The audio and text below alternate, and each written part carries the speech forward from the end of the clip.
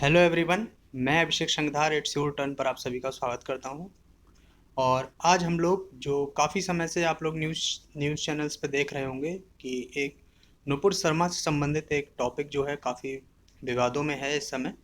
तो आज हम उस टॉपिक पर पूरे डीपली चर्चा करेंगे थी कि वो टॉपिक क्या है और हमारे संविधान के अनुसार क्या वह उनके द्वारा जो बयान दिया गया क्या वह सही है या उन पर क्या कार्रवाई हो सकती है। ये सभी चीज़ें हम आज इस वीडियो में डिस्कस करेंगे। तो लास्ट तक वीडियो में बने रहें। साथ ही साथ हम ये भी जानेंगे कि नुपुर शर्मा कौन है, उनसे रिलेटेड जो भी चीज़ें हैं वो सब हम इस वीडियो में आज जानेंगे। तो शुरू करते हैं आज की वीडियो के लिए। हम लास्ट तक वीडियो में आप लोग बने रहें। तो आज की वीडियो शुरू करते हैं। देखिए, नुपुर शर्मा जो हैं, इनका जन्म जो हुआ था वो हुआ है 23 अप्रैल 1985 को दिल्ली में। ठीक है, 23 अप्रैल 1985 को इनका जन्म दिल्ली में हुआ।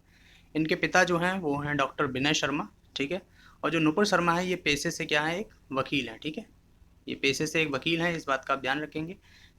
ये पेशे से एक वकील हैं और साथ ही साथ मैं आपको बता दूं कि ये भारतीय जनता पार्टी की एक प्रवक्ता हैं। ठीक है, और इससे पहले जो इन्होंने अपनी एजुकेशन जो थी दिल्ली यूनिवर्सिटी से की है, साथ ही साथ ये उसकी जो छात्र संघ था एबीवीपी की तरफ से उसकी अध्यक्ष भी थी। तो हम जानते हैं कि जो नुपुर शर्मा जो थी, इन्होंने क्या वो बयान था, क्या सब वो चर्चा जो रही वो उस पर हम आज बात करते हैं। तो नुपुर शर्मा जो थी, इन्होंने 27 मई को, ठीक है 27 मई 2022, ठीक है 27 मई 2022 को एक टीवी चैनल पर हो रही डिबेट में ये शामिल थी। और डिबेट का जो मुद्दा था वो ये था कि जो ज्ञान व्यापी मस्जिद है, ठीक है ज्ञान व्यापी मस्जिद, और उसमें जो मिली जो विवादित विवादित आकृति है, ठीक है इससे संबंधित जो था वो उस डिबेट का मुद्दा था। इस दौरान जो नुपुर शर्मा ने कथित तौर पर इस्लाम और पैगंबर मोहम्मद के लिए उनके खिलाफ एक आपत्तिजनक बातें की। ठीक है, और उनकी जो बयानबाजी के जो वीडियो थे वो सोशल मीडिया पर वायरल होने लगे। ठीक है, तो सोशल मीडिया पर ये वायरल हुए तो उसके खिलाफ, नुपुर शर्मा के खिलाफ कई कार्रवाई करने की मांग की गई। तो कई इस्लामिक देशों ने भी भारत सरकार पर जवाब तलब किया। इसके बाद नुपुर नुपुर शर्मा के लिए इनके ऊपर कार्रवाई करने की कई बातें कही गई। कई जगह इनका विरोध भी हुआ है, जो आप लोग लगातार निरंतर न्यूज़ में देख रहे होंगे। उसके बाद जो भारतीय जनता पार्टी है उसने 5 जून 2022 को इन्हें अपने जो भारतीय जनता पार्टी की जो उनकी जो पद था मीडिया का, राष्ट्रीय मीडिया प्रभारी ये थी उसमें युवा मोर्चा में, तो उससे उन्हें हटा दिया गया था। ठीक है, तो एक लेटर जारी किया, ये सामने आपको लेटर दिखाई दे रहा होगा। 5 जून 2022 को भारतीय जनता पार्टी के द्वारा लेटर जारी किया गया, जिसमें साफ साफ ये कहा गया कि जो नुपुर शर्मा ने कई मामलों में पार्टी के लाइन के विरुद्ध जाकर बातें कही हैं जो पार्टी के संविधान का उल्लंघन करती हैं। ठीक है, इन्होंने साफ साफ बीजेपी ने जो लेटर जारी किया उसमें लिख दिया था ये। हालांकि इसके बाद नुपुर शर्मा ने भी एक ट्वीट किया था। देखिए यहाँ पर ट्वीट भी मैंने आपके लिए लाया हूँ कि मैं पिछले कई दिनों से टीवी डिबेट पर जा रही थी जहां रोजाना मेरे आराध्य शिव जी का अपमान किया जा रहा था। मेरे सामने यह कहा जा रहा था कि जो शिवलिंग है वो शिवलिंग नहीं फुब्बारा है। दिल्ली के हर फुटपाथ पर बहुत शिवलिंग पाए जाते हैं, जाओ जाके पूजा कर लो। मेरे सामने बार बार इस प्रकार के हमारे महादेव शिव जी के अपमान को मैं बर्दाश्त नहीं कर पाई और मैंने रोष में आके कुछ चीज़ें कह दी। अगर मेरे शब्दों से किसी भी धार्मिक भावनाओं को ठेस पहुंची हो तो मैं अपने शब्दों को वापस लेती हूँ। मेरी मंशा किसी को कष्ट पहुंचाने की भी नहीं थी। तो नुपुर शर्मा ने इसके बाद ये अपना बयान वापस ले लिया था। तो हम ये आज की वीडियो में ये चर्चा करेंगे जो नुपुर शर्मा ने जो बयान, जो भी पैगंबर मोहम्मद या इस्लाम धर्म पर जो भी टिप्पणी की थी, क्या वो नुपुर शर्मा के द्वारा जो कहा गया था क्या वो संविधान के अनुसार सही था, या फिर उनके खिलाफ क्या कार्रवाई होनी चाहिए, किसके तहत क्या क्या, वो सब हम बातें आज की वीडियो में चर्चा करेंगे उस पर कि संविधान में कौन कौन से अधिकारों के अधीन ये बातें कही थी उन्होंने और किस अधिकार के तहत उनके ऊपर कार्रवाई हो सकती है। ठीक है, बाकी ये मामला सुप्रीम कोर्ट में जा चुका है, हाई कोर्ट और सुप्रीम कोर्ट में। तो जो भी न्यायालय का निर्णय होगा वही अंतरिम निर्णय होगा, वही मान्य होगा। तो आज हम उसी पे चर्चा करेंगे कि क्या क्या उसमें हो सकता है। तो देखिए,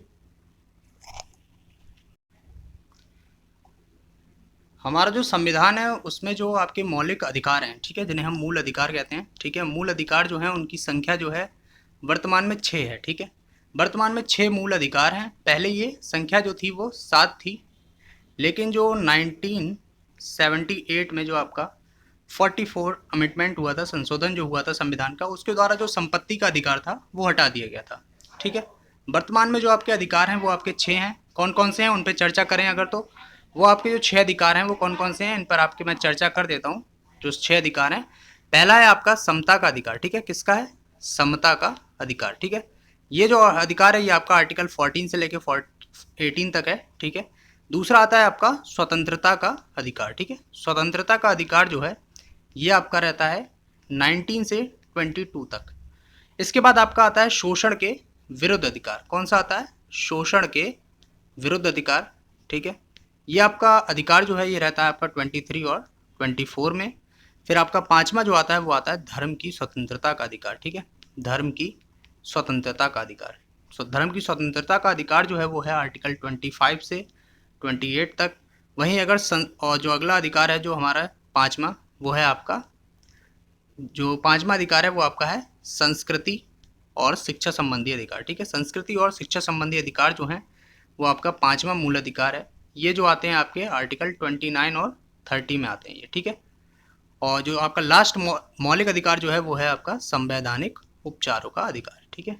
संवैधानिक उपचारों का अधिकार है ये जो आर्टिकल आता है 32 से 35 तक ही आते हैं आपके संवैधानिक उपचारों का। इससे पहले जो जब संविधान बना था तब उसमें 7 अधिकार मौलिक अधिकार थे, जिसमें एक संपत्ति का जो अधिकार था, जिसे 44वें संशोधन के द्वारा एक विधि का अधिकार बना दिया गया, और आर्टिकल वो किस में है, 300 का में इसको रखा गया, ठीक है। वो आप ध्यान रखेंगे, ये आपके जो परीक्षाएं हैं उनसे संबंधित ये टॉपिक्स थे। तो देखिए अब जानते हैं कि जो नुपुर शर्मा का बयान था वो किस तरह से धर्म के विरुद्ध था, तो कौन कौन सी स्वतंत्रताएं जो हैं वो मिलती हैं उनके बारे में आज हम चर्चा करेंगे। तो देखिए धार्मिक स्वतंत्रता का अधिकार जो है वो है आपका आर्टिकल 25 से 28 तक। तो भारत एक धर्मनिरपेक्ष राज्य है, ठीक है। एक धर्मनिरपेक्ष राज्य का अर्थ है कि भारतीय राज्य का अपना कोई धर्म नहीं है, ठीक है।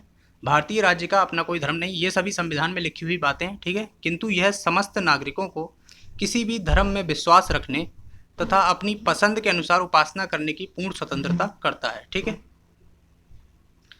आर्टिकल जो 25 है वो क्या कहता है कि अपने अपने धर्म को मानने, पालन करने एवं उसका प्रचार प्रसार करने का अधिकार। जो आर्टिकल 25 है वो किस प्रकार की धर्म की स्वतंत्रता देती है कि अपने अपने धर्म को मानने, पालन करने और उसके प्रचार प्रसार की स्वतंत्रता देता है। जो 26 है वो क्या देता है कि संगठित इकाई के रूप में धार्मिक तथा परोपकारी कार्य करने वाले संस्थानों को स्थापित करने की स्वतंत्रता देता है। वहीं जो आर्टिकल 27 है वो देता है धर्म प्रचार एवं धार्मिक संप्रदाय की देखरेख के लिए, ठीक है, कर देने के लिए मजबूर नहीं किया जाएगा, किसी भी व्यक्ति को दान या फिर ये सब देने के लिए मजबूर नहीं किया जाएगा, ये आर्टिकल 27 कहता है। और 28 कहता है कि किसी भी सरकारी शिक्षण संस्था में कोई भी धार्मिक शिक्षा नहीं दी जाएगी, ठीक है। ये आपके जो धर्म की स्वतंत्रता है उसके अधिकार के अंतर्गत ये आते हैं चारों अधिकार। जो अगला आता है स्वतंत्रता का अधिकार, जिसके अंतर्गत जो नुपुर शर्मा है इन्होंने अपने जो बयान वो बता रही हैं कि उन्होंने इसके अंतर्गत अधीन रहते हुए बयान अपना दिया था। देखिए जानते हैं पूरा कि भारतीय संविधान में जो स्वतंत्रता का अधिकार है वो मूल अधिकारों में सम्मिलित है। इसकी जो है आर्टिकल 19, 20, 21 और 22 में ये दिखाया गया नागरिकों को बोलने एवं अभिव्यक्ति की स्वतंत्रता सहित 6 प्रकार की अन्य स्वतंत्रताएं भी प्रदान की गई हैं। लेकिन जो नुपुर शर्मा ने जो अपने बयान में बताया है, जो बाद में उन्होंने मीडिया को इंटरव्यू दिया था, उसमें उन्होंने कहा था कि ये मैं अपनी अभिव्यक्ति की स्वतंत्रता का अधिकार है उसके तहत मैंने ये अपना बयान दिया था। तो भारतीय संविधान की जो आर्टिकल 19 है उसमें यह 6 प्रकार की स्वतंत्रता के अधिकार को बताया। देखिए उनके बारे में जानते हैं कौन सी अभिव्यक्ति की स्वतंत्रताएं हैं। तो 19 का जो है वो आपका कहता है वाक और अभिव्यक्ति की स्वतंत्रता, मतलब कोई भी व्यक्ति कुछ मतलब बोल सकता है लेकिन कानून के दायरे में रहकर, ठीक है, उसको स्वतंत्रता दी जाती है 19 का के अनुसार। 19 खा जो है वो कहता है कि शांतिपूर्ण और निराय युद्ध सम्मेलन की स्वतंत्रता, ठीक है, शांतिपूर्ण ढंग से कोई भी सभा वगैरह करने की स्वतंत्रता जो है वो 19 खा में दी जाती है। और जो आर्टिकल 19 गा है वो कहता है कि संगम, संघ या सहकारी समिति बनाने की स्वतंत्रता, यानी संघ वगैरह ये सभी बनाने की जो स्वतंत्रता है वो आपकी 19 गा में है। वहीं 19 घा में क्या कहता है कि भारत के राज्य क्षेत्र में सर्वत्र अबाध संचरण की स्वतंत्रता, मतलब भारत में कहीं भी जा सकते हैं, ठीक है, ये इसकी स्वतंत्रता देता है। और 19 रहा है ये क्या कहता है कि भारत के राज्य क्षेत्र में सर्वत्र कहीं भी बस जाने की स्वतंत्रता देता है। वहीं 19 छा जो है वो देता है कि 19 चा जो है वो देता है कि 19 चा वो देता है कि कोई भी वृत्ति, उपजीविका, व्यापार और कारोबार की स्वतंत्रता। ये आपके आर्टिकल 19 में स्वतंत्रताएं हैं। ये इसमें जो आपकी जो पहली है 19 का, इसके अनुसार ही नुपुर शर्मा का कहना है कि उन्होंने इस अधिकार के अंतर्गत अपने जो भी बयान दिए थे और लेकिन जो दूसरा पक्ष है उसका कहना है कि उनकी जो धर्म की स्वतंत्रता है उसके ऊपर उन्होंने धर्म की स्वतंत्रता के खिलाफ बयान दिया था, जिसके चलते ये मामला सुप्रीम कोर्ट में है। तो आप लोग जान गए होंगे कि वाक और अभिव्यक्ति की स्वतंत्रता क्या है और धर्म की स्वतंत्रता क्या है। ठीक है, इससे रिलेटेड जो भी आपके मन में है वो आप हमारे कमेंट बॉक्स में बता सकते हैं कि आपका विचार किसकी तरफ सही है, कौन सही है कौन नहीं। बाकी जो निर्णय होगा वो जो न्यायालय है उनके द्वारा दिया जाएगा और वही सर्वमान्य होगा। ठीक है, क्योंकि जो भारत है उसमें संविधान और न्यायालय इनके निर्णय सर्वोपरि माने जाते हैं, चाहे वह एक साधारण इंसान हो, चाहे कोई राजनेता हो या फिर कोई भी व्यक्ति हो। ठीक है, उसके लिए सभी के लिए एक ही समान विधि संहिता है भारत की। तो आई होप आपको वीडियो पसंद आई होगी। अगर आपको वीडियो अच्छी लगी हो तो वीडियो को लाइक करें, चैनल को सब्सक्राइब करें। Thank you so much.